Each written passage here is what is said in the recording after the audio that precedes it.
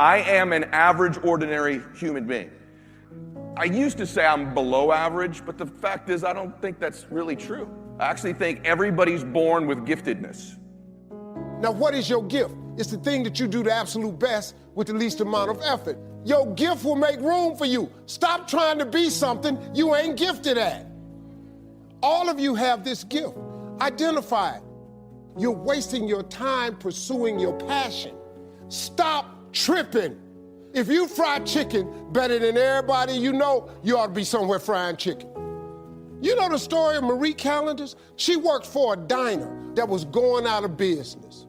It was her only job. She was a single mother. She needed that job, but the diner was gonna close. So she went to the owner of the diner and said, let me bake one of my pies and see if I can help you make a little money. He said, whatever, bring it in. She bought one pie in. They sold every slice. The next day, so many people asked for the pie, she had to make 4 pies. She made so many pies at this store that she eventually saved her money and put a commercial oven in her house. The dude's shop, he ain't selling hamburgers no more. All he's selling is them damn pies. Marie Callender now has over 120 restaurants. When you figure out what those gifts are, you use them in the service of other people, you start living a pretty blissful life. It didn't take very long for me to find out what my gifts were. It's not IQ. I'm not the strongest dude in the world. I'm not the funniest dude in the world. But I am a pretty good communicator, and I'm a really good listener. I love being present with people, and one of my gifts is I sincerely care about people. And you ought to be thinking about what your gifts are. I ask high performers, even like you guys, what's your giftedness? And you'd have a hard time telling me. Like for me, we just did an IQ test in my family. I was 4th out of 4 people in my own house. I've been able to identify what my gifts are. I can transfer energy to people. I will outwork your ass. Those are gifts. So I always had these gifts that were mine. You've got yours. If you'll take an inventory of what they are, you'll be a more wealthy, productive person. I've been able to build a significant 9-figure net worth in my life, and I'm a goober. So I want you to think, if a goober dude like me can end up doing that stuff, what could you accomplish? I'm a really goofy dude. I've always wanted to be somebody. Anybody relate to that? Say yes or no. I don't want to be. There's a bunch of jokers want to be somebody. I need to be somebody. Are you like that or not?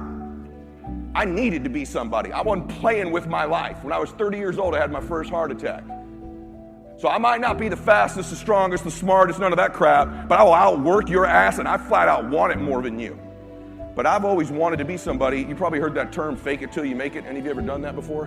My first job, I was an electrician. Then I was a busboy at the whole enchilada. That was an upgrade because they let me go as an electrician because I couldn't show up to work and get there by 6 a.m. And then I worked at an orphanage that changed my life, and then I became in the financial business and got wealthy. There's nothing about me. So I wanted to be rich. I started in a financial company. I'm like, hey, I can't be driving around like, I had a Honda CRX.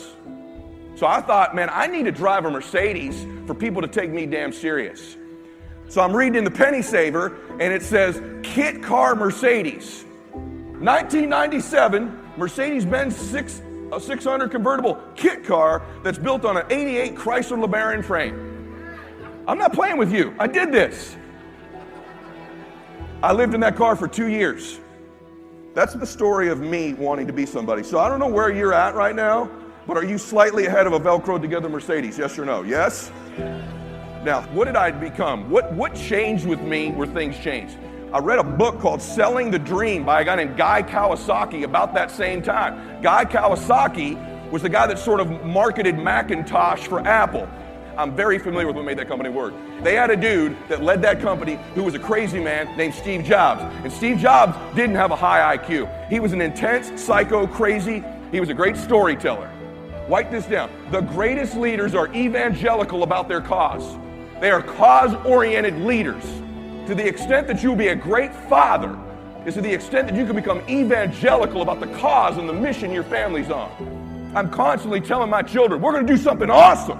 Since my son was a little boy, every night he go to bed, you're a leader, you're a gladiator, you're the greatest of all time, Max. I tell my daughter that all the time. Why? No one told me that crap when I was growing up. So what do those leaders have in common? If we go back and look at there, what does Steve Jobs, Oprah Winfrey, my dumbass, what do we all have in common? In different ways, they became evangelical about their mission and their cause and their company.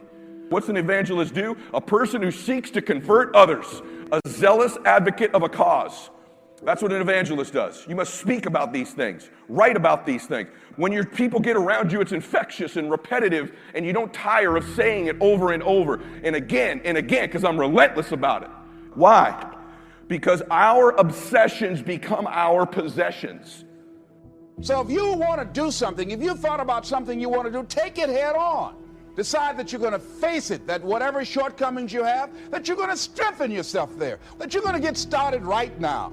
Do what you can, where you are with what you have, and never be satisfied. Always strive to be more than that which you are. Yeah, don't get satisfied with yourself. Always know that wherever you are, you can enjoy more, that you deserve more.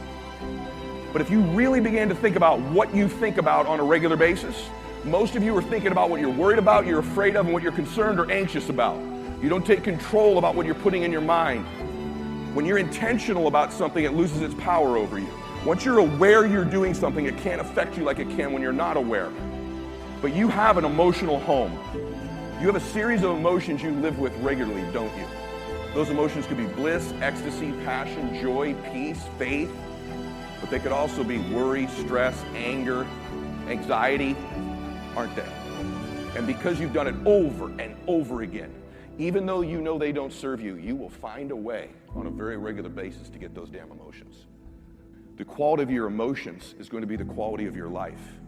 All of you this year wrote down a bunch of things you want to achieve. You and I have gotten pretty good at achieving things we put our mind to, haven't we? Including the negative things.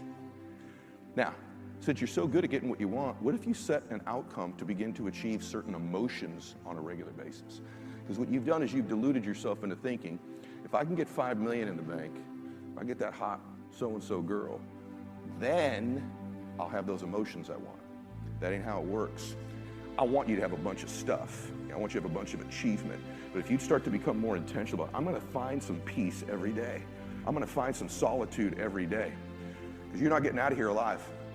You ain't getting out of here alive. Why don't you start to be a little happier? A little bit more giving, man. You'd be so happy you did. The fact is, the strongest men are the ones who are willing to give joy, give passion, give peace to people. Those are the strongest men in the world, right? We've all been wired a little bit differently. In fact, you know what? I'm going to cut the crap. I'm going to get you emotional. I'm going to give you a secret. I think I'm the way I am because of what I watched my dad do. I'm not an alcoholic, but my dad was a dude who'd get angry pretty quick, get stressed pretty quick. So your life may look a whole lot different, and maybe the external part of your life's not like it. But what about the internal part? Has it been all it's been cracked up to be to get where you are?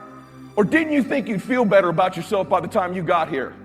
And your kids, you know when you go to one of your kids' Little League games, there's 25 kids out there, 9 on each side plus the dugout. Which kid do you see? You see your little dude, don't you? Well, guess what? All they see is you. They love you because you're dad, but at some point, are they proud of you? Are you a man making a difference in the world? And you know what they want more than anything than you to be all this other stuff? Is dad happy? And they know when you're lying. They don't see anybody else. The whole prism of the world of what they think they can experience, you're providing them. And it's not the stuff, it's the emotions. Why don't you just give yourself a break? Why don't you just be a little happier right now? You can do that right now. In this moment, you can intend to decide that you're just going to begin to see things. What if you started to filter into that things that just brought you bliss and peace and happiness? You were born to do something awesome. You were also born to be happy. And you think, man, if I start having all of this happiness crap you're talking about, I'm going to lose my drive. That's what keeps me working. That's what you think. I used to think it too. There's a difference between happiness and satisfaction. You can be simultaneously incredibly blissful and still totally dissatisfied. Here's what happened to me. I was building a mansion, and I'm all wound up one day, and I walk in, there's all these guys probably in the country illegally. They were working on my kitchen, right? These guys are making no money. They've left their families. I'm walking into my dadgum mansion I'm building with my wife and my baby, pissed off about some call I just had. And I look over, they got mariachi music playing. They're dancing and laughing as they're doing their job. And I thought to myself, if life were counted by the emotions we experience, they're kicking my ass right now. These guys have nothing and they find a way to get joy. Don't lose the emotional part of your life just to go win and get more stuff.